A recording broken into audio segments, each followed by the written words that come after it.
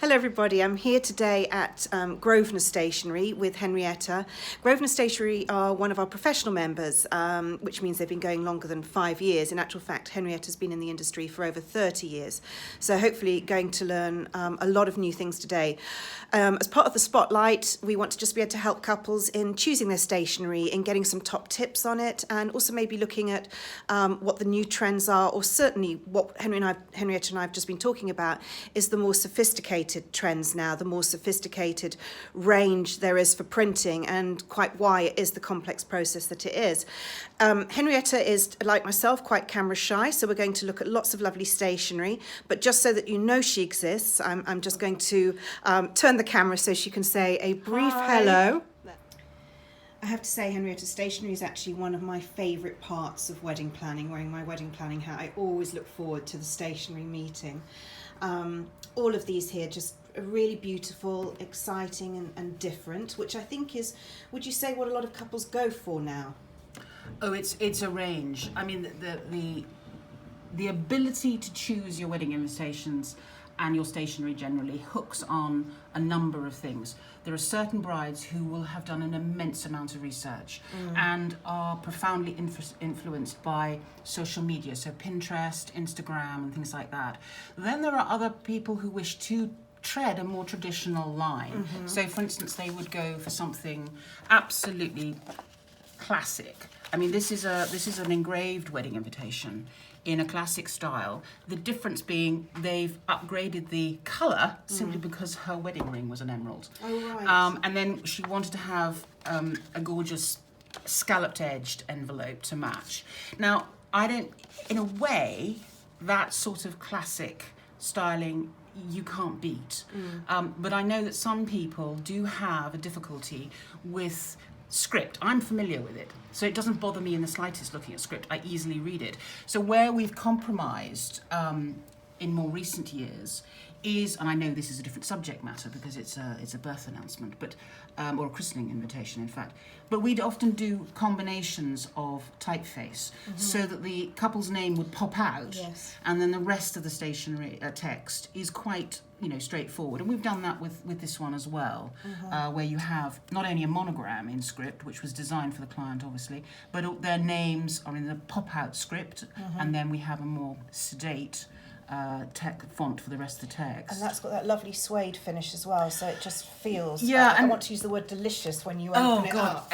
I'm not going to get too rude, but it almost feels like rubber. It's just, and this actually going to bring me on to an area that I'm extremely interested in the development of requirements because of the ability to see libraries of inspiration from social media, amongst other things, and the changing taste that people want. So, for instance, the combination of print processes, whether it be something like this, which is both digitally printed for the design, because that's now financially accessible, whereas 30 years ago it wasn't. That's true. With engraving. I mean, we are constantly on our mettle about how to combine successfully these different print processes because they have in their own right different requirements. And so, for instance, the client wanted a shade of green that didn't exist in the paper stock world. So we decided to, think laterally. Now, this is actually a material that covers boxes and other things. It's not to be printed on, really. Right. I mean, it can be printed on, of course it can, but it's used to specific foil blocking. Right. So we realised pretty soon that a lot of colour inks just don't adhere to it because of its surface texture. So whereas metallic ink, that's engraved, and that's actually letterpressed. Oh, right. So, and we used a white oyster foil to do that, a matte foil to do that, because that would stick to it, but engraving wouldn't. So we're constantly on a learning process, and when the wheel has to be reinvented, it's going to set its own technical challenges. Of course. So when clients come to us, we don't necessarily have all the answers straight away. And we need to have time to work things out. Now, unfortunately, stationery, when it's customised to this degree, is not like walking into a supermarket and saying, okay, I'm going to have that leg of lamb as opposed to that leg of lamb, and it's already wrapped to go. When you get difficult challenges, like the surface of the cardstock, and this happened with this invitation as well, we had a terrible time finding, this gorgeous gold, because they wanted a quite a sort of matte, soft gold, not a bright, brassy gold. Then we found we couldn't put metallic inks on it. Right. It would accept non-metallics. So the whole time we are, because of clients' requirements, we are finding new technical ways to jump the hurdle to achieve the end result that they want. And that makes it exciting, doesn't it? And that's one word I'd use for it. And I challenging. think tense, nail biting, and any of the above. So, but it is fun, and it's really, I'm going to describe it like this. The client does not need to know those technical challenges. They don't need to know that the car has got a supercharged engine, so we are madly pedaling underneath the waterline to get these things and to recreate and reinvent the wheel so that they get what they want. But that does demand time sometimes, not always, but time to work things out. And then sometimes that can be, I suppose, reflected in the cost. Yes. And I think it's important to realise when you're going for something bespoke, which most people do. I mean, even if we looked at this engraved one here. Yeah, no, that's custom. But yeah, it's sort of a known entity. It's traditional, but with its own twist on it. Yeah, exactly. Colour scheme twist. Exactly. That's simple. But then, as you say, something like this one is almost experimental in putting it together.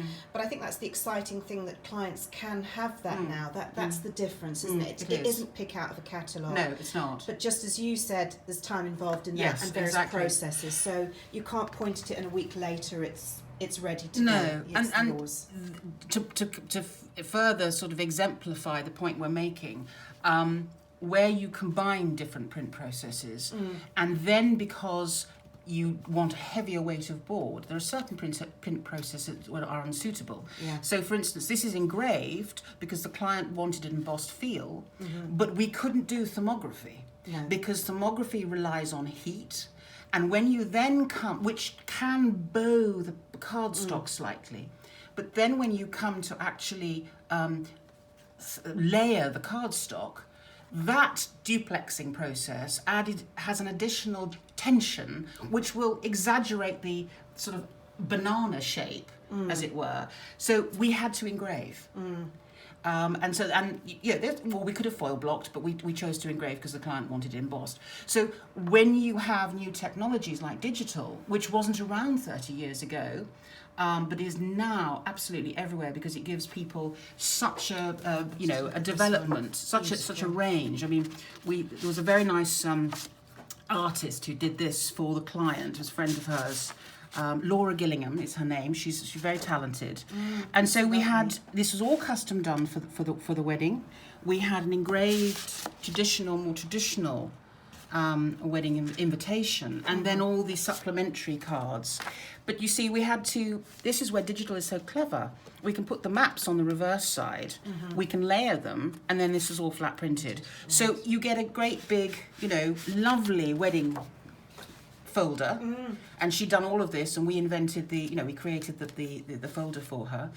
And in the old days, folders were a real problem because you had to order huge quantities to keep the price down.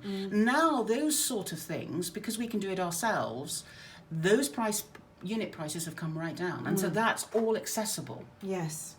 So there's the whole time. Is a big change, yes, isn't it is a big change, but the whole time one is trying to find ways of improving production methods to embrace the creative side of the clients and ourselves, but also embrace the technical challenges that creativity engenders. So it's good stuff. It's good stuff. It really is, and I enjoy it. I have to say. As I say, it's one of my favourite parts of the planning. So if we just ended, Henrietta, on maybe some tips for people, any of your sort of top tips on what to think about when you are planning. For those people, for those brides who have not been planning since the age of 5, and are perhaps more free and easy, I think the thing that people have lost sight of now, from any logistical planning point of view, whether you're a bride, whether you're an engineer, whether it doesn't matter, is timing. You need to think about, okay, your wedding is, say, for instance, September the 26th. Then you've got to factor in, because September is an incredibly popular month to get married. It's out of the heat of the summer. It's not into the autumn yet. It is a lovely, lovely month, and is very congested as a consequence. So you're getting married on the 26th of September. You then need to work 3 months back from that to send your invitations out. And then you need to think about 4 to 6 weeks of production time for your wedding invitation. Yes. So that there is your timetable. And if you want to have a relaxed, enjoyable experience with this aspect of your wedding planning, timetable is important. Yes, I agree with that. And a lot of people don't send save the dates out because they don't need to. You know, save the dates were really invented for people who are going to be, say, they're going to be, I don't know, go off to Washington for 6 months or a year, and they want to announce the fact they're getting married the following year, so they send a save the date out. There is no point in sending a save the date out and then 2 weeks later your invitation. Oh, no, absolutely That's not. it's not what it's there for. Yeah. But if you've got plenty of time and you have planned your process properly, then you don't need to send a save date out, and you get your invitations out promptly. But to enjoy it, to not be stressed, to involve everybody who needs to be involved, like your mother or your parents or the other half, and for them all to be in on the same page with you. Timetable is great. Yes. Just really think about that. It's not instantaneous, unless you want it to be, and then there are plenty of good companies who will help you exactly. with that. That's a different process altogether. So I think it's something clients don't always realise is just even the proofing. Yes. They can be backwards and forwards Yes. 2 or 3 times. Absolutely. So you've got to allow the time for that. So I think that's a really good tip to end on. Thanks ever so much, Henrietta. My great pleasure.